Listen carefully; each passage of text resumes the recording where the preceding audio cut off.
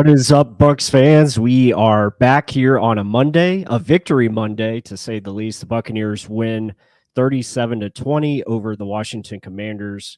Week 1, Buccaneers are 1-0. Buccaneers are in first place in the NFC South, so nothing has really changed, but it feels good.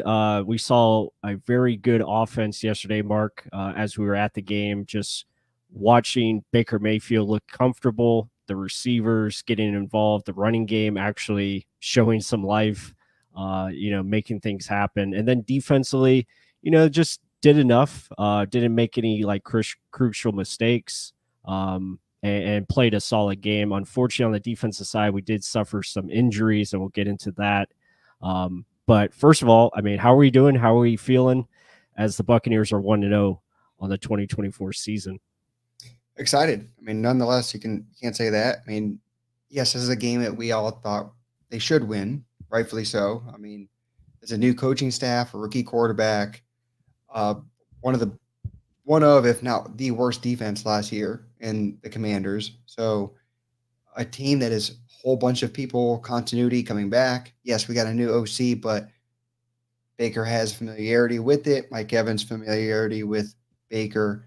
Chris Godwin familiarity. So there's just so many good things on our side, and it's at home, hot as hell.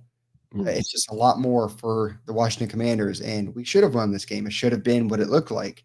It's just there's a whole lot of should-haves, and then what did happen. And finally, it looked like it should have happened, right? But there's so many bright spots. The offense looked like it could move on every damn possession down the field. Little things, hiccups, drops, miscommunication, something would falter them from a touchdown. Not just getting points, but a touchdown. So it's cool that they can move the ball at will almost at times.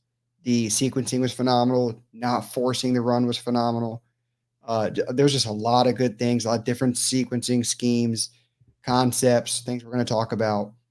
And it's cool to see that. And like for us genuinely being like, wait a minute, I can't literally see it immediately before it happens. Because that's how it was in years past. Like we could call out runs easily because it was just hand fed to you. Like, oh, this is probably what it is. But the creativity, just so many good things to talk about offensively. Yeah, defensively, a guy that can run like that, it's hard. But they bend, don't break. They gave up garbage time touchdown. Either way, they did a good job. Either way, like Joel Reekin said, happy victory Monday. Go Bucs. We're 1-0. The Falcons look like they suck. That makes me even happier. Dave Canales and the Panthers lose in terrible fashion. But yeah, thank you, Joel Reekin, very, very much. It is a very happy Monday. Yeah, absolutely. I think just going into this game, the Buccaneers were expected to win. And, Washington, like you said, they're facing a lot of change, a lot of new things. Both staffs are different on both sides of the ball, offense, defense. So everything's new. And then on top of that, rookie quarterback. So the Buccaneers had an advantage going into this game. They just needed to go out there and execute. And that's what they did yesterday and put up points and didn't sit back. Like they didn't, sit on their laurels. They kept attacking. They kept putting the foot on the gas, which is great. And, come out with a nice victory. At one point, it was 37-14. So really good job by everyone involved. And I was really impressed with how they executed the game plan. And I thought it was a really good job by both sides. And again, 1-0 on the season, a good start. It's a game that Buccaneers needed to win. And now you head into week 2 versus Detroit, who is also 1-0. And, again, we'll get into that matchup probably towards the end of the show. That one is going to be a dogfight. It's going to be very tough going up into Detroit. But back to this game, let's just look real quick before we get into the film that we're going to break down here live. Just want to go over the numbers real quick. As you see there, Baker Mayfield, very efficient, 24 of 30, 289 yards, 4 touchdowns, 1 sack. I think was the only time they punted the football when that came in the third quarter. And then you look at Jayden Daniels, again, 17 of 24, 184 yards. So he was kind of efficient, but again, they didn't allow any explosives, through the passing game. And I think that was the game plan moving forward. I mean, that's usually, I think there's something you and I have talked about before. Todd Bowles' defense, it's making the other team beat you with small little chunks over and over and over and over and over again, which Yeah, was like Drew Brees' bread and butter. Like they could just get 3 to 5 yard chunks every down. It didn't matter. And they were just so efficient. But it's so hard to gain yards farther through the air and be accurate and consistent that way. That's why Jameis Winston didn't necessarily succeed that often because he was making hard throws. The further down the field the ball goes, the more chance, more likely something bad will happen. right. So truly the only way to beat Todd Bowles is just little dumps that you can hopefully break for 5 to 10 yards after the catch. So, but the thing is, he likes to keep it all in front of you, force the pressure, and force mistakes. But the Mhm. thing is, if your pressure is getting there pretty quick, you can jump routes. That's his whole defensive philosophy. But we didn't have that. Like he said, the quickness of Kalijah Cansey wasn't there. Logan Hall, he even mentioned multiple times about the quickness inside. He Yeah, is quicker. I'll be honest with that. But it's maintaining the damage. There wasn't much there. It was Jaden Daniels. That was it. Him running around for his yeah, dear life because they had one target that they covered pretty damn well go down. Look at receiving. yeah, Their yeah. best Right guy, there. Terry McLaurin. What do we talk about? Just anyone else can beat you. He had 2 catches for 17 yards. Like I think he even didn't even have a catch like the second half. So they did their job. They did exactly what they needed to do with all the injuries and people not playing. I I mean, hats off. They just did their job, right? Mhm. Offense kept them off the field, and the defense got the offense back on the field. That's what it's supposed to look like. And as a team win, there's things to clean up. There's guys that need to get healthy, but either way, like they did a lot of good things, but rightfully so. It's a team they should have done it against.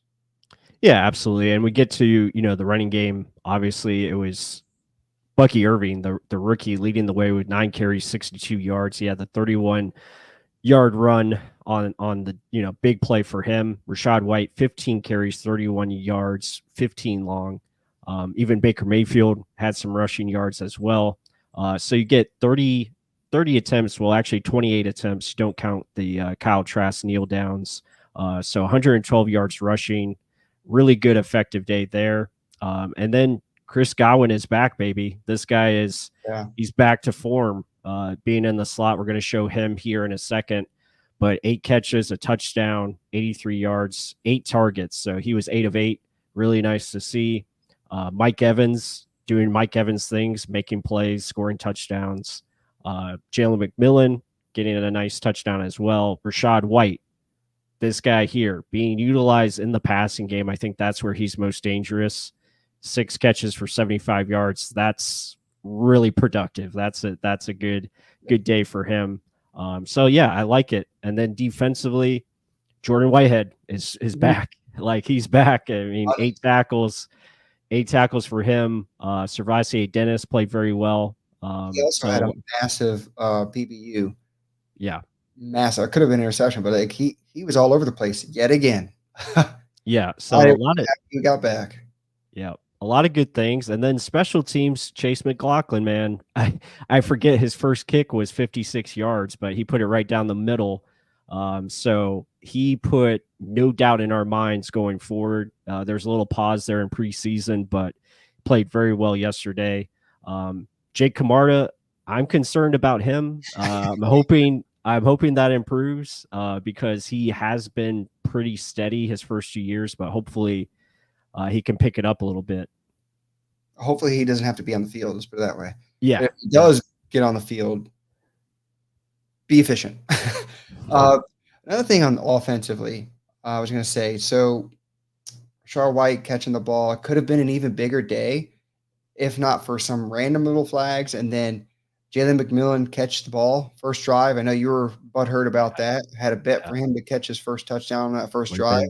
been $225, guys. Whoops. Yeah, Like it oops. was right there to happen. And damn. Yeah, we'll show those plays here. Yeah, but there's still that guarantee they're all upset about it. They're like, damn it, it could have been 40, not Yeah, 37. And like even Bucky Irving's press conference today, they're like, every time we get the ball, we're going to try and pedal the metal. We're going to try and score. I mean, maybe 37 looks good to you guys, but our mentality is go. And Mhm. that's speaks volumes of Liam Cohen saying, I'm putting players over plays. Yeah, Huge. It is very evident by all the play calls and situational play calls he had in this game.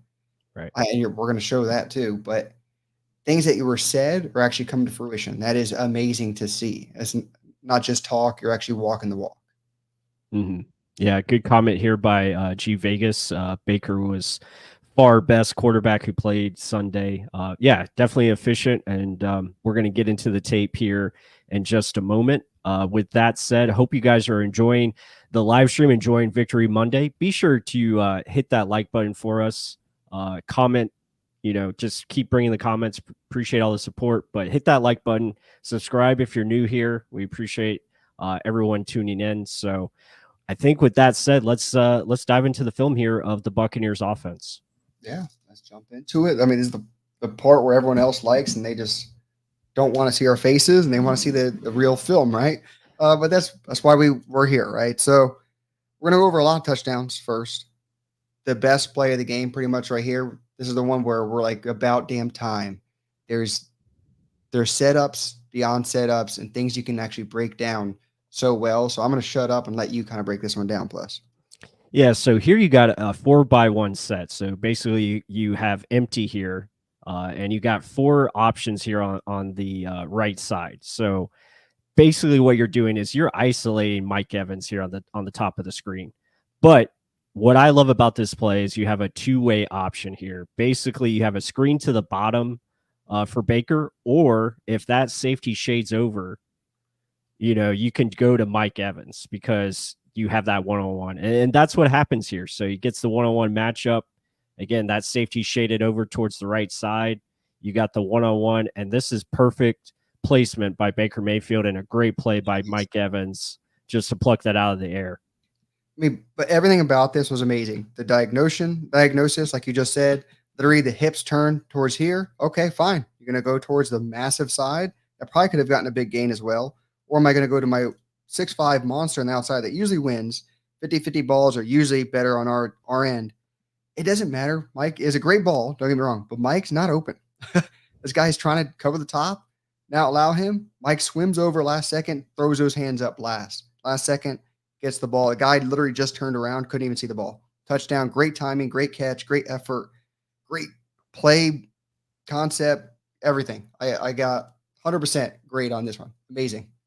Yeah, absolutely. You're going to see the reverse angle here, and you'll see what Mark is talking about. Just excellent job by Mike Evans, and this is why he's going to be a Hall of Famer. He's one of the best players in this league because he can do things like this. And when you're able to isolate him on a window like this, it's basically 95, 99%. It's going to be a touchdown. And then here, the Chris Godwin touchdown. This is another beauty, using Mike Evans to your benefit as well. He's going to run a little rub route here where Chris Godwin is just going to work off of him. Nice little pick play here. Get the separation for Godwin. And again, easy pitch and catch, touchdown. Love to see it. And we saw this many times in the game. So it's great to see. Yeah, and this is the stuff again. Give credit, kudos, Liam Cohen, about using Mike Evans not necessarily as getting the ball to my player who's amazing, but using him as a decoy at times. So guys are going to key in. What the hell is this number 13 guy doing? Right? Safeties usually follow him. Go with everyone. Everyone's shading towards this guy, Chris Godwin, wide the hell open. Just get him the ball in space. Yeah, throws his hands in the air. I didn't touch no one. Easy pickings. You gotta love it. Chris Godwin getting involved in the game, and I love that it's inside the 10, inside the 5. We just know what the hell to do with the ball, and we're not just plug and play. Let's run the ball, right? There's so much diversity to this offense. Now Jalen McMillan's touchdown plus. Again, Baker reading the safeties. One high deep safety. One guy's coming in. Baker's like, "What are you doing over here, buddy? You're leaving an open space for my corner route. Why the hell not?" Break it down a little bit more, and why did Jalen McMillan succeed? Yeah, it's a great job. I love the pre-snap motion to get him the free release, as you're going to see here. Him just coming down the line, basically setting up this matchup like you're talking about. It's basically one-on-one with this safety. Safety creeps in too much. The other safety's too far away. And I love this shot, especially on 3rd and 7. It's a great play call, great pass protection here as well. Yeah. And again, perfect throw, hits him right in the money. Yeah, look who's on top of the screen too. Look at Mike with another one-on-one. So not only is it an amazing play, great, perfect read by Baker, but again, Mike's one-on-one, that is a possibility where down the road, if that safety does fall back, oh, we know where to go, right? So there's just options on top of options, layers to this offense, where if this doesn't happen, we can do this, right?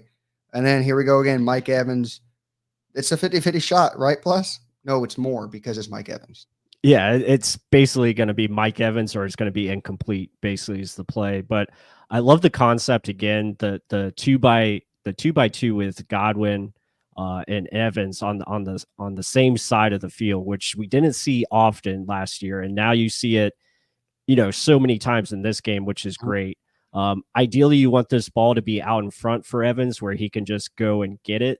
But it still makes a great adjustment here to go turn around and get it. So you want that ball more towards the pylon for Mike. That way he can just run and get it. But again, Yeah. great job, just great execution by Mike Evans, and this is why he's one of the best receivers in the game. And one more thing I wanted to touch on what you're saying. We didn't see them oftentimes next to each other, right? Because there was just in Canal's system, it was so much on Godwin being an outside receiver and Mike being an outside receiver. They wanted to spread it out that way. Leon Cohen, again, understanding how to use these guys, players over plays, guys, understanding how to use decoys, how to use my players to my advantage on the offensive scheme. Like these guys, both of them probably need to be doubled. Chris Godwin is that good of a talent too. So if a safety cannot run over to Mike all the way to the side, again, one-on-one ball, Baker doesn't place it the best, but he's Mike Evans, like I was just saying. Keep going on, getting the ball to Mike. That's usually a good option. I like this. I thought it was hilarious that Kate Otton's the one that is stretching the field. Yeah. But go ahead, No, that's what I saw immediately as well. I was like, wait, Kate Otton's taking 2 defenders with him. I'm like, okay. Jeffrey Palmer? Who's that? I'm like, this is tight end 1, baby. Let's do this. And again, perfect route here by Mike Evans. He's just running a sail route to the sideline. Great job here by Baker. He knows he's going to take some heat here up the middle. He's going to get hit on this throw, but stands in there and delivers a good ball where Mike can only get it, and Mike just plucks it out of the air like it's nothing. Again, good concept. I like what I saw here. Again, Godwin running a little whip route, if you will. He's basically bringing that underneath defender back to the middle of the field. You see the open space there. Just great job overall. Also, layers on the offense. Yeah, Cade's the deep route. I know it's funny, but not only that, Jalen McMillan, middle of the field, wide open. It's empty. Like no one's there because this linebacker came down after Rashad White because massive receiving threat as well, right? So look at the massive hole middle of the field. The timing by Baker was phenomenal. Yes, Graham Barton may have gotten beat a little bit there. Or no, it's Bredesen. Forgive me. Yeah, Bredesen get beat a little bit, but still, great execution on the pass. Pluck it out of the air. Keep moving forward. Yeah, absolutely. And then here's another play that I just love. This was, early in the game, 1st and 10 situation. Again, isolating your best player, knowing where to go with the football. I love the max protection you see here with basically 7 guys in. You have 2 tight ends blocking along with your starting offensive line. So just love the concept. Know you got man coverage here where you can get Mike Evans in space and hit a spot here. So again, great job. And his very underrated route running. People just think he's big, just throw it up. He's not fast, he's not agile. Look how many fakes he's given this guy. This guy's 100%. I'm not going to get beat inside, right? Gives him 100 head fakes and then cuts it outside. Guy bit easy, wide. That's wide open in the NFL. Perfect right between the numbers. Baker, great throw, good catch. Keep moving on. Right. Now, again, here, now you're going to see Chris Godwin, and this is basically all 3rd downs, and he was just so money yesterday getting open. This was kind of just a nice creative play here by Baker Mayfield, finding Chris Godwin here, middle of the field, getting that 1st down. So really good job just overall creating something out of nothing and Chris Godwin getting open underneath. That's pretty nasty, though. Jalen McMillan wide open deep. Yeah. He had a second longer, probably gets rid of that to him, but Might have been the first read. yeah. But I mean, like you Yeah, just said, though, he 8 was of wide 9 of open. his catches were first downs. I liked how Chris Godwin laughed. He's like, "Oh, that was that it?" Yes, very efficient, very true with his hands. The Chris Evans of old is back, and a very trusted guy that can be reliable on the money down. Yeah, absolutely. And I love how they just utilize him in motion, getting him on the move here, creating space with that motion. And then he's just doing a great job of the route, speed out, and easy completion there for Godwin. And then we, again, continue on where he's going to be isolated. Again, isolated here. He's going to run a nice little inside slant, and Baker gets this ball off quick. And again, great completion, first down, moving the chains. One thing I noticed, I don't know how the hell he got this ball out. This guy throws his hand up at the last second. Baker just misses this guy's hand. Live, I was like, that thing's knocked down. Perfect freaking throw, right on the money as he's breaking out of his cut. It's right on him. But also, one thing that's huge, you don't see many balls inside. There weren't many times where they were attacking the middle of the field. There's a lot of lateral hits. Let me look at this. Another out route. How many out routes did you see? Corner routes, deep fades. That's something where we got to keep an eye on because you didn't see Canales did a lot of inside throws. Look at all these outside hits that you see. Godwin with his screen game. Yes, players overplays. This is one area where Chris Godwin's amazing at. But again, it's outside targets, getting the ball to your playmakers in space pretty quick. What are we going to see here? Again, outside, just missing to McMillan, but plus what happened here? Yeah, so again, just setting things up, understanding what Washington's trying to do against you. They're running man here, so you just run a nice little play action fake mesh concept, and you got McMillan here for a touchdown potentially. Just misses him here on the throw. This could be just a timing, got to work it out where maybe leads McMillan here towards the sideline, let him turn upfield, but Yeah. just misses. And then here's the one where I was like $225 right there in my bank account, but just wasn't going to happen. Great play. Yeah, great play call.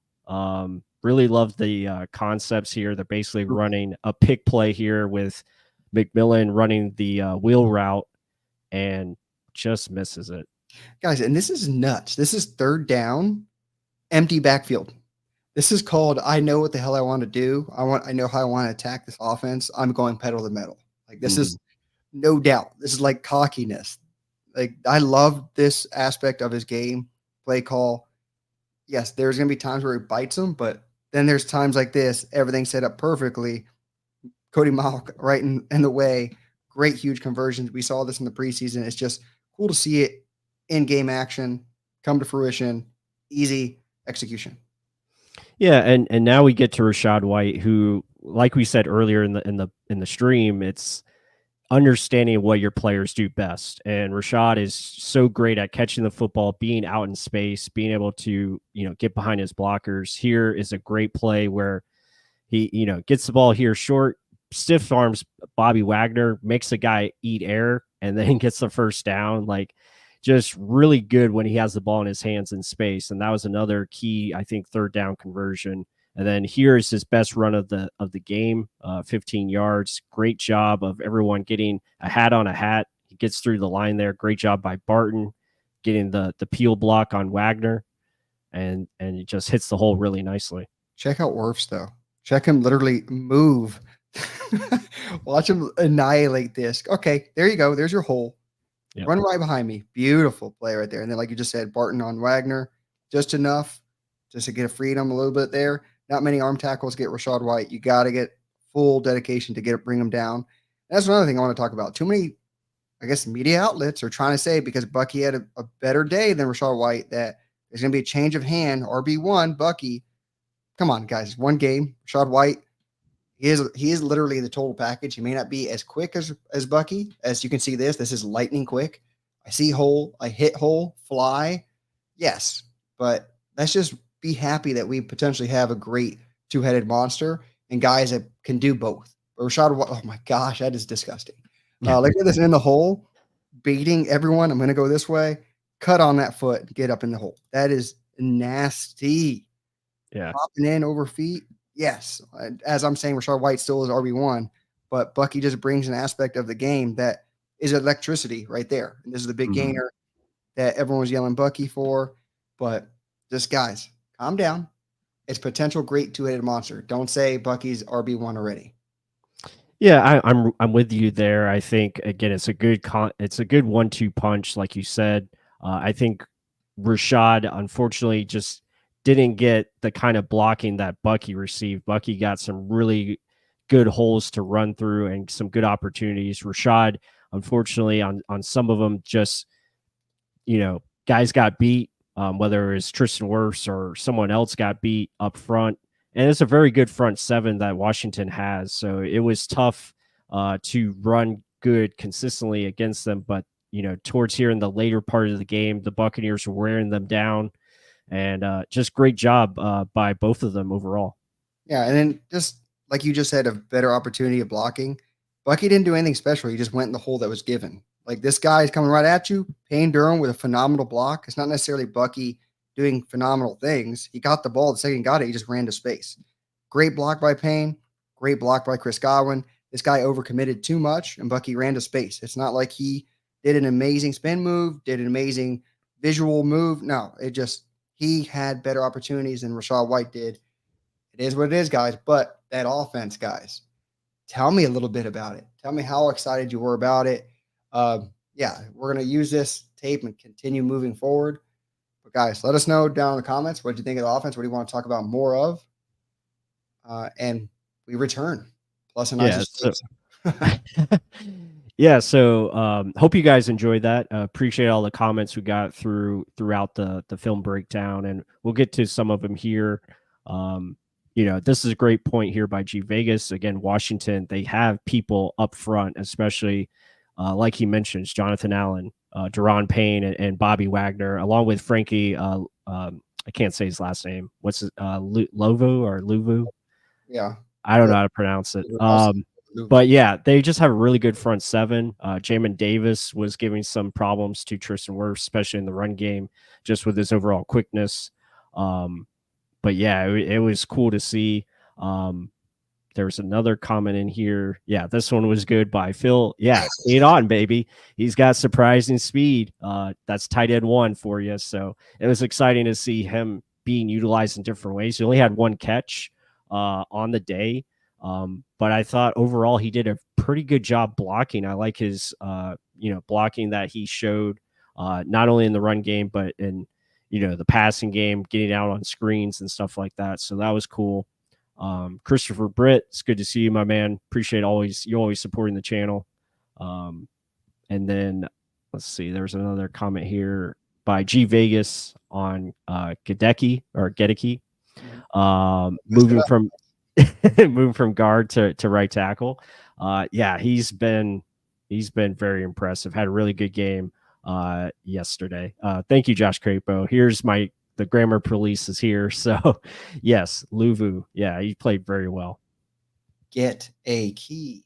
Yeah. But yeah, I mean, offense overall, I like the concepts that they brought, and basically, it's not just the concepts. Yeah, there was concepts from last year that was utilized in this game, but I think the biggest thing is getting certain players, the ball. I think that was important. Yeah, yes, we were kind of saying during the game there were a lot of different concepts, a lot more four-man groupings, a lot more motions, a lot more ways to get certain players the ball. Like it wasn't just a vanilla of let's stick outside and let's just spread them out. No, there were groupings, close groupings, wide groupings, like just diversity all over. And you would think, okay, well, because my whole thing is this: you don't really teach different routes. There's only so many route trees you can give a player. You run these, it's usually 9 routes, right? You got these. You can sprinkle in a couple like whip routes, simple, cutesy things, but usually it's all dedicated to certain things. It's how you set those things up, how you diagnose and conceptualize these to happen. If Mm-hmm. the defense is showing this, oh, this is what I want to run, right? So I just think Cohen did it better. He just has a better setup, a better feel for calling the game, understanding that, okay, this is a time where I need to start hitting the outside edges so that I can eventually get a running game. Because we said in the beginning, just keep doing these quick passes, keep burning them with short, quick passes. The running game will happen, and then in the end, and that it did. Like they Mhm. got a big gasher, so that's potentially what you did in this one game. Yeah. The Lions may be different. Again, they were like top 5 against a run last year. Mhm. I'm assuming based off of this one game, Cohen's not going to just run the ball blatantly over and over again like someone would do, Mhm. right? So I would assume we're going to start seeing a little bit more quick game, different ways though, not just a quick screen every damn time or a quick Godwin screen. It's Mhm. multiple ways they can do it, and I thought that was phenomenal to see. A big different opponent though, in the Mhm. Lions this week. So I'm not expecting them to score on every play, but I'm expecting Right. creativity again. Yep. Yeah, I mean, so yeah, offensively, there's a lot of positives. But like we said in the beginning, this was a game that we expected to win. Washington, not going to be one of the better teams in the league this year. Probably going to be one. Probably going to be one of the the bottom teams in the league because again, everything's so new, and the Bucs offense took advantage of that, and they did what they had to. Now going in up against Detroit, who is a much better defense, they have a little bit more, uh, they're put well together as far as all units, secondary. They have linebackers, front seven, so a lot of good things to go study and go up against. But yeah, it's gonna be a challenge for sure. And with that, I want to talk about the Buccaneers defense and the injuries that took place yesterday because that's going to be a big thing for this next week's game. And obviously, the first one, let me bring this up here back on my screen. Oh, nope, not that one. There we go. So Antoine Winfield, I guess, apparently got hurt towards the end of yesterday's game, and looks like he's going to miss about 3 to 4 weeks potentially. So that is something to look at, and it's obviously a big loss. I mean, losing him for 3 to 4 weeks, that's gonna hurt your defense. Yeah, I mean he's one of those Swiss Army knife guys. I like how he says one of the highest paid. Yeah. Isn't he the highest paid DB?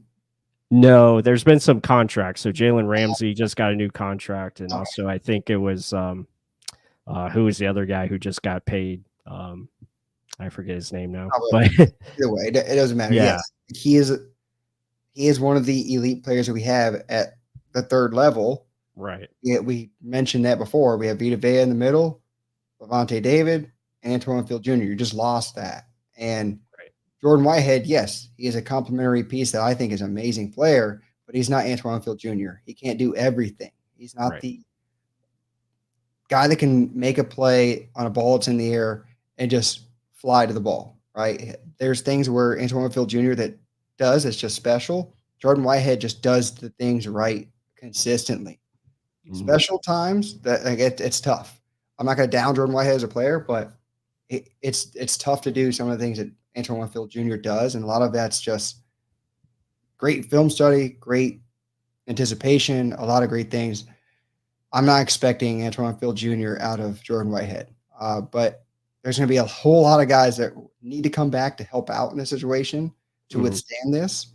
Kalijah, hopefully this injury isn't that bad, and he can make his way onto the field for the game. Right? It's almost like nightmares of last year. Hopefully, it's not a 5 weeker, right, like last year. But let's see. And oh, how do you mend it, especially with the cornerback room being hurt just as much?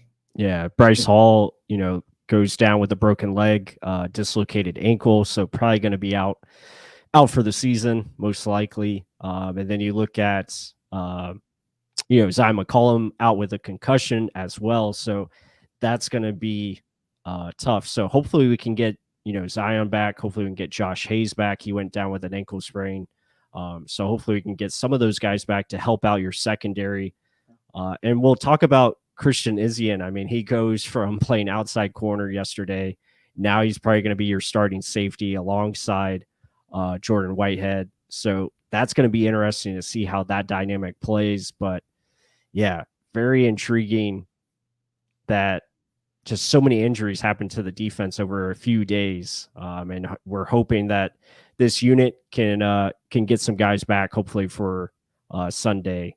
But we'll just have to see. It's next man up, and you just got to do the best you can. Something cool though. So David Walsh did Tyke play on Sunday? He's mentioning Tyke Smith. He did play. Like he was subbing in and out a lot. Same with KJ Britt and Servassier Dennis. They were subbing in a lot. Every Yeah. third down, Servassier's in. KJ Britt goes out. It's the almost exact same thing they were doing last year with Devin White. Bring him in on third down. He's faster, more athletic. KJ Britt on early downs. He's a run stuffer. Yeah, it's kind of hard. A lot of people are kind of downing KJ Britt on this first game performance. I mean, the main ball carrier who's trying to chase after was a flash that is Jaden Daniels. Like, Yeah. not many people were containing him. It wasn't just KJ Britt's fault. JTS busted a lot of coverage of containment as well at times. And this guy they just didn't expect that speed at times. Yeah. That was the only thing that beat them mainly. They didn't necessarily have a running game where KJ Britt looked like a fool or didn't hit a hole properly.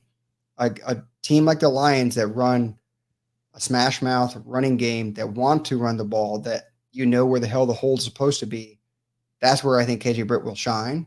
But that's just moving forward. And Tyke Smith did play. We'll break down more of his defensive plays moving forward to see how well or bad he did play. But yeah, he did play. I can't give a full grade on that just yet. Yeah, I mean, from what I haven't really dived into his game yet. We're gonna highlight Yaya Diaby here in a moment and go in some of the key defensive things that I thought were cool, especially among the game here. But yeah, it's gonna be interesting to see what kind of adjustments the Buccaneers defense makes with these injuries. And like Mark said, hopefully some guys can come back here. But like I told Mark, before the stream, I was like, offense has to pick it up. Offense is healthy.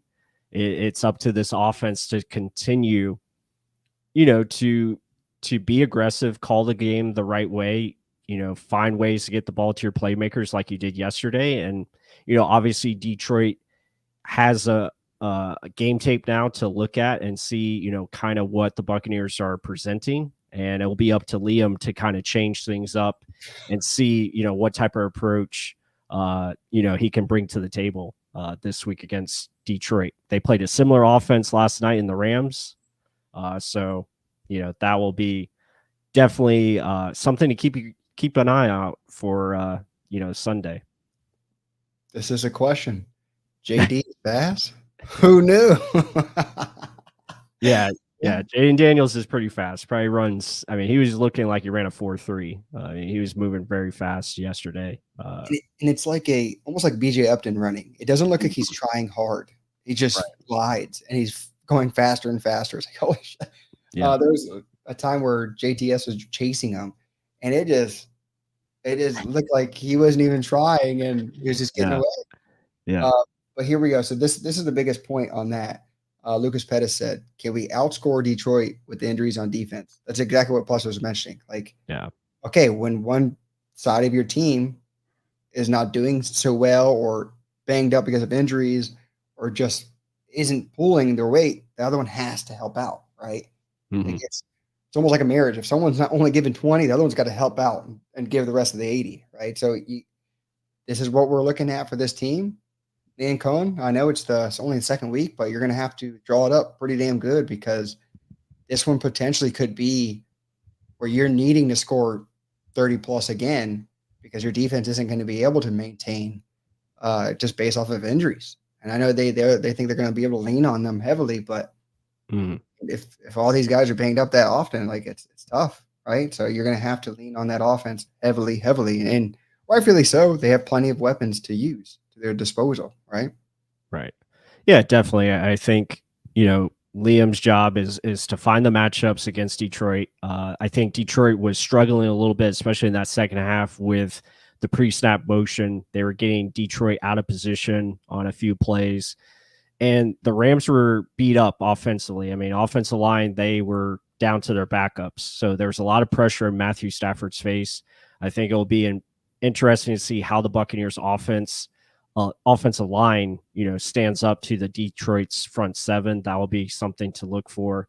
But again, that's we got a few days before we kind of get into all of that. But let's go over the defense from yesterday, and we're going to talk about some certain players that I thought stood out on defense. So we'll get that back up here on the screen. Let me add this to the stage, and there we go. So this play here, this is going to break down JTS's sack here, as he's going to get some pressure here. It's really cool to see.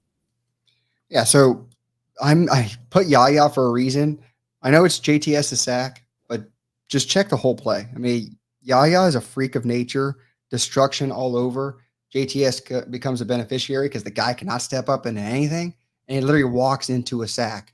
And that's the stuff I'm talking about. If we have Kalijah Kancey and Vita Vea pushing the pocket through the A gaps, and no quarterback can move forward, this is where outside linebackers eat. And JTS finally comes over way with a win here. Again, rookie left tackle, attack it, get after it, and just misses on recovering. Plus, I liked it. What did you see? Yeah, like you said, I think that was the key points that I saw here on tape. Again, Yaya showing that inside pressure, Vita Vea pushing his guy back, JTS with a nice win on the outside. That was really cool. And then Yaya, again, he was winning early and often. Just can't get this guy because he's so damn fast. Like this is a nice inside move. Basically gets the right tackle off balance and just beats him easily here with a nice inside step. Right.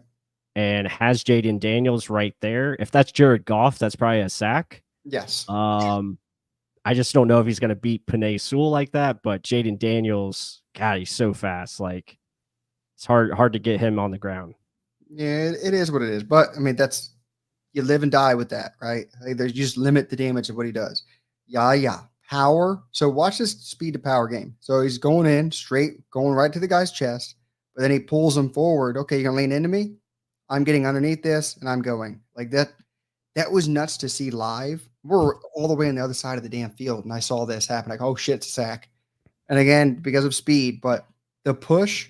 I wish we had the different angle because he pulls him down after this and then gets around him. That he's learned to use his hands with his legs and power. I love it, guys. I mean, he could have had 2 sacks already in this game, and it just gets better and better. Like Plus was saying, there's a more non-mobile quarterback. Yaya's going to eat. Yeah, for sure. And you love what he's presenting here. Again, showing different types of moves, trying to get off the block here, showing some good power. Yeah, still there's development that is needed, but he's showing a lot of good things so far in this week 1 matchup. Here, he just bulldozes Sam Cosmi, who just got paid. You love to see this. Really took it to him here with a nice power rep, just bull rushes him right back into the quarterback, forces the incompletion. So that's really nice. Yeah, he's a defensive end, outside linebacker with defensive tackle strength, it seems. It's truly amazing to see at times. And you can see it consistently happen too. Like his speed to power, he's finally learning it, getting into the chest. Like how far this guy flies on this push. And he's like reaching for something. And then not only that, he's learning, okay, I got the power. He's leaning back on his heels. Let me pull that shoulder down and get inside. Again, he holds it a little bit longer.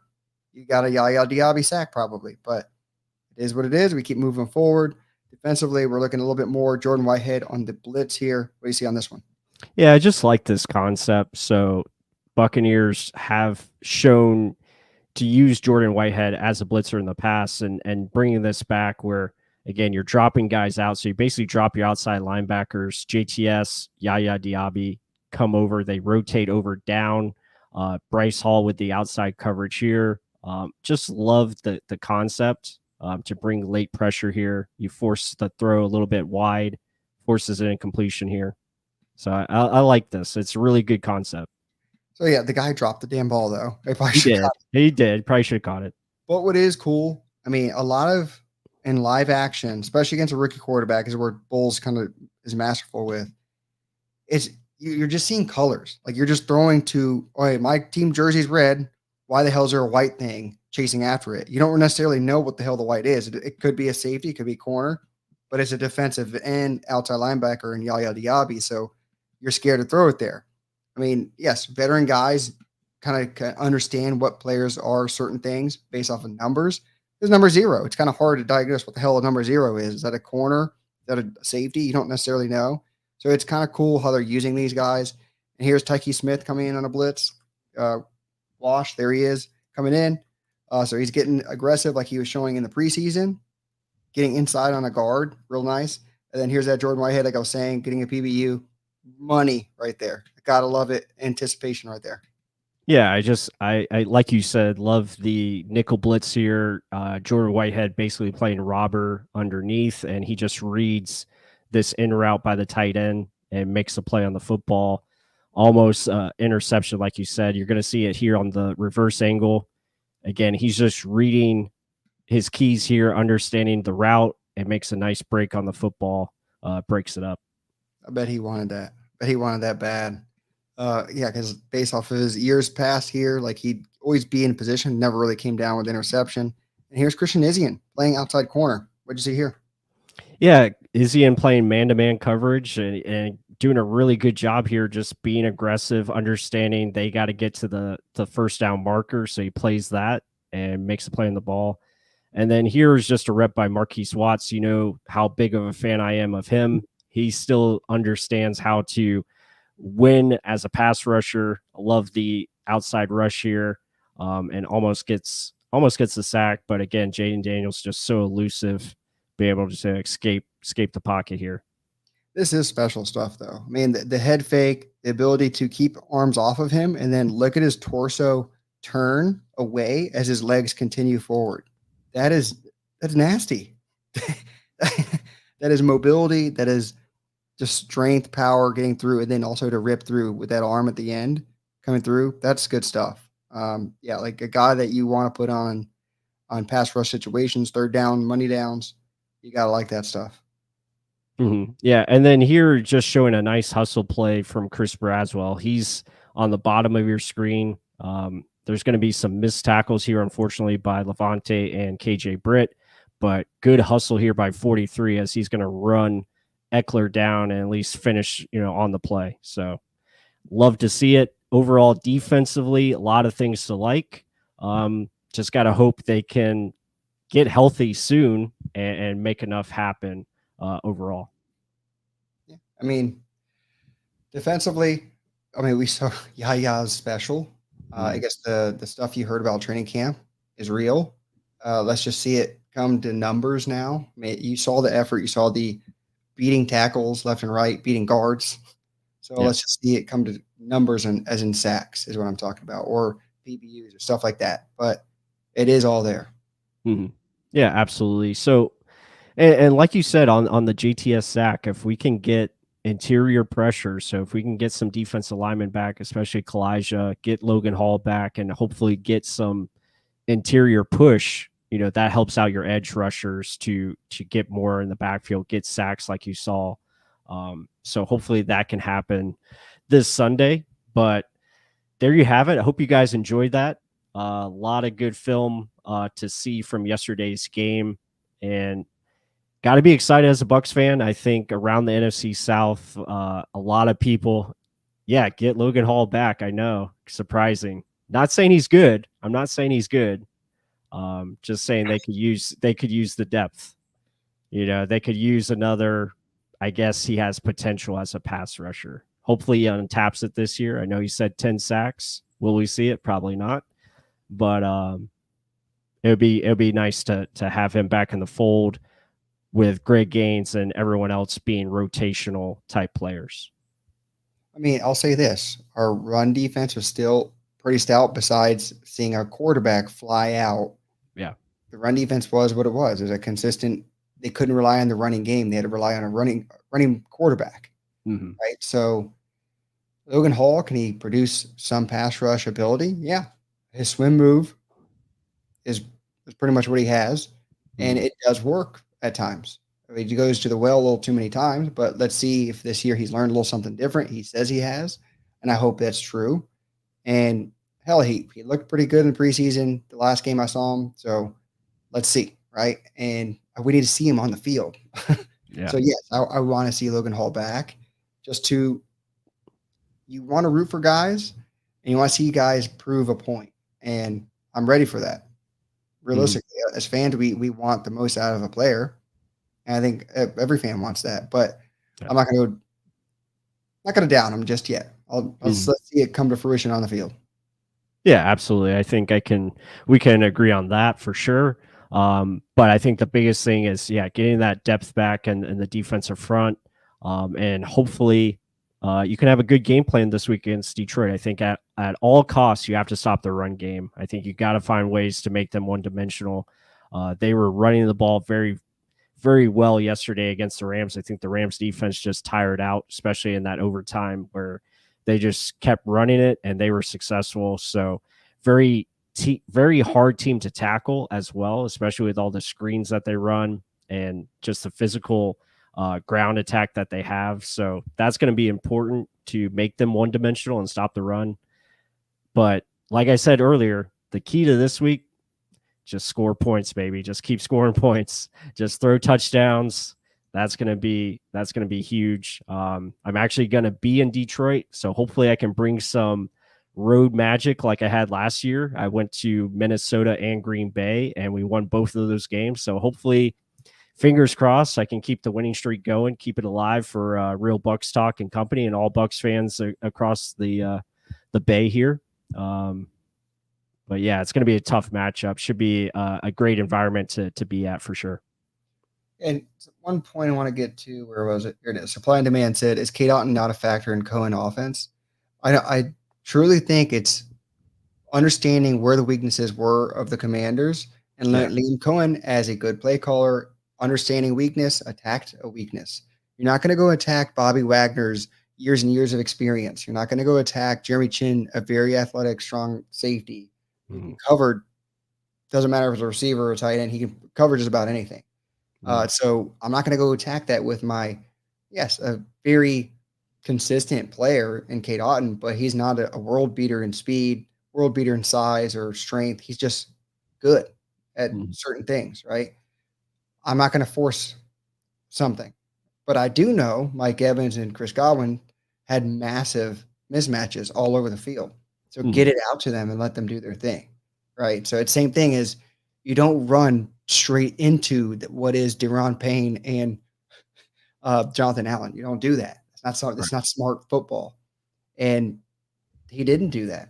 A Mm-hmm. very good game plan. So it's not necessarily that it's Kate Otton's not going to be good in this offense. It's what did Cohen see as the biggest liability on the other side of the football, and he attacked it. And that's what you Mm-hmm. want to see out of your play caller. Yeah, definitely. I think Cade's still going to have a role in this offense as far as the passing game, but like Mark said, it's going to be base dependent on the matchup. So it's going to be week to week kind of thing. I think you can see Cade kind of explode more like against the next couple of teams that are coming up, not Detroit per se, but look at Denver, Philly, teams where I think he could have a little bit more success going up against their linebackers or safeties. He did actually have good games last year against Detroit, so who knows? I mean, he could be an option, especially if Detroit's going to focus heavily on shutting down Mike Evans and Godwin, but that's hard to do. Corey Hall, welcome to the chat. Yeah, Always appreciate Corey. always great comments. Let's get to some of these. So Corey Hall says, Leon Cohen runs a lot of 11 personnel and 20 personnel. This OC is in his bag with emotion, a lot of eye candy to mess with the linebackers. That is very much true. That's very much Mm, what the Sean McVay offense does. I mean, Cohen just brings another wrinkle. I mean, that we've talked about how Cohen would do stuff in Kentucky where McVay is like, holy shit, you see he added this little way? Like, we mm. need to start trying that stuff out. He's just an attacker of offensive mind. And this is funny too. So glad to see the snake oil salesman Canales gone. Oh, God. Uh, I'll say this. Canales is a very positive person, and positivity kind of spreads throughout the room. That's one thing that you can't knock on him. He has a lot of that. But a very, very stubborn way of attacking defenses. And Yes, and sometimes it works, but he was very stubborn and didn't change much or go to attack weaknesses. It was just going to the well a little too many times for my cup of tea. It Mm, was, I mean, it was a night and day different from what the hell Leftwich was, though. I'll say that. mhm. We're going Yeah, through. no, yeah, no, we're definitely keep on upgrading levels here, but yeah, Canals had really good passing game concepts. I love his what he brought to the passing game. It's just like Mark said, just very inexperienced as far as play sequencing and understanding what his personnel is. It looks like Cohen already has that feel and understands where to go with the football. I think that was evident yesterday, and hopefully that continues as we go forward here. And I think it will, especially with the players getting a better grasp of the offense as they move forward, and new things are added. More wrinkles are going to be added week to week. So that will be something to keep an eye on as we move forward. But best news is the Buccaneers are 1-0 here heading into week 2, and yeah, it should be a fun season, especially if the Buccaneers can average 30 points a game again, like they did back with Tom Brady and company. So 37 points in week 1. The Buccaneers didn't do that until week 9 last year. So that's a big step forward. And hopefully they can continue to put points up the board. This week, it's a different animal, different test against a much better defense in Detroit, much better team overall. So the Buccaneers are going to have to be on their A game to find a way to pull this one out and move to 2-0. Yeah, and this is where you're going to truly see, is Cohen the OC we hope he is, right? Right. Yep. So yes, I mean, did you see? I know I hate to down, but like Canales' first game against the Lions too. We didn't. I don't think Mike Evans had a catch till the second half, and we didn't. Our biggest play, I think, was 18 yards of Trey Palmer. Mm-hmm. And that was it. Other than that, it was just missed opportunities. Yeah, Baker missed some, Mm-hmm. but it's only one game. But some of the people that said Dave Canales made Baker, is it? I mean, then again, Dave Canales walked into an amazing situation of weapons all over. We've been touting how this offense has so many weapons. Just national media just acts like it's just Mike Evans, and Mike Evans is just average, I guess. Even though he considered 1,000 yard season after 1,000 yard season, and Chris Godwin is just. I mean, he's in Mike Evans' shadow, but not necessarily. He is a damn good player in his own right. So Rashad White out of the backfield, then you're adding offensive weapons in McMillan and Bucky Irvin. Like there's a lot of talent on this team, and it just needs to be used properly. And you saw a little bit of it with Canales. We're taking a step forward. Let's see if it's consistent, especially this week. Especially if things do break down, how do they have answers? And that's what Todd Bowles said Cohen has a lot of. Let's see, because there's things that are going to break down in this game. Mm-hmm. This defense is too attacking, too consistent, and they want you to make mistakes. Let's see what happens, what answers come out. Yep, absolutely. So it's going to be a lot of fun. I hope you guys enjoyed this live stream. We're going to try to do this every Monday going forward, at least every Monday, or we might have different days. But for now, it's going to be most likely every Monday for the live stream. And we're going to try to do more of this. Do live film breakdowns for you guys. That way, if you check out the live stream, you get the breakdown right here for you. So it's kind of a service to you guys because we appreciate all the support and that you guys give us weekly. It can't go unnoticed, and we definitely pay attention to it. So thank you again. Hope you guys enjoyed it. Let's go Bucs and see what they can do against Detroit. Should be a fun matchup to dive into next week. And be sure to check us out. We're gonna most likely be around 9:15. That's our start time. We're going to try to hit that. I know we had a little delay here, but with kids, you're going to have some delays. Kids just, they're kids, so things happen. But Mark, been a fun show. Yesterday was a fun game. And hopefully we have many more of these wins to come this season. With that said, everyone go watch Cobra Kai and have a great week. Go Bucs. Go Bucs, guys. Let's get another one. Woo!